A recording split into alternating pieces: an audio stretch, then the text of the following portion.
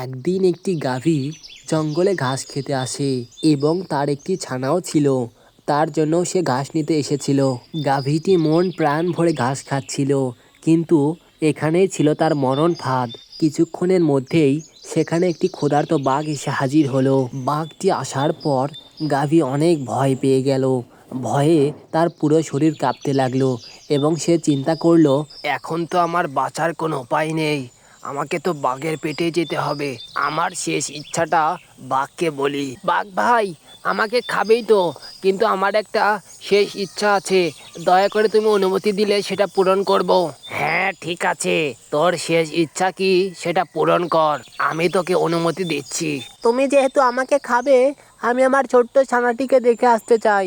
তাকে দেখে মরলে আমি শান্তি পাবো। আমি আমার ছানাকে দেখে এই মুহূর্তে আসবো। হ্যাঁ ঠিক আছে, বেশ তাহলে যাবি আর আসবি।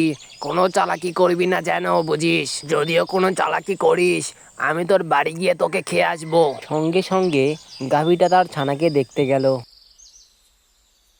বাচ্চা আমার, শেষবারের মতো দুধ খেয়ে নে। একটু পরেই আমাকে আর দেখতে পারবি না। সারা জীবনের মতো আমি চলে যাচ্ছি। এইসব কি উল্টোপাল্টা কথা বলছো মা? আগে তো এমন করে কোনোদিন বলনি। আজ কি হলো তোমার? বাচারে, তোর জন্য যখন জঙ্গলে ঘাস আনতে গিয়েছিলাম, তখন একটি দুষ্টু বাঘ আমাকে ধরে ফেলে। আর তাকে কথা দিয়েছি যে আমি এক্ষুনি এসছি আমার ছানাকে দেখে। সে আমাকে খাওয়ার জন্য বসে আছে। এক্ষুনি আমাকে যেতে হবে। না মা, এটা আমি কিছুতেই হতে দেব না। আমি তোমার বদলে সেখানে যাব।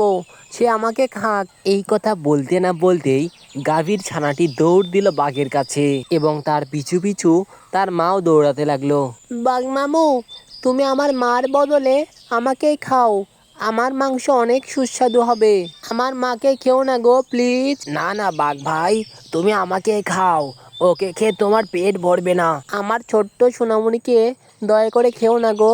আরে, আমার সামান্য ক্ষুধার কারণে এদের মামের ভালোবাসায় ভেঙে যাবে? আমি না হয় একটা দিন না খেয়েই থাকলাম, তাও এরা বেঁচে থাকুক, সেটাই ভালো হবে। ঠিক আছে, আমি তোদের মামের ভালোবাসা দেখে অবাক হয়ে গেছি। আমি তোদেরকে খাবো না, তোরা নিশ্চিন্তে বাড়ি যা।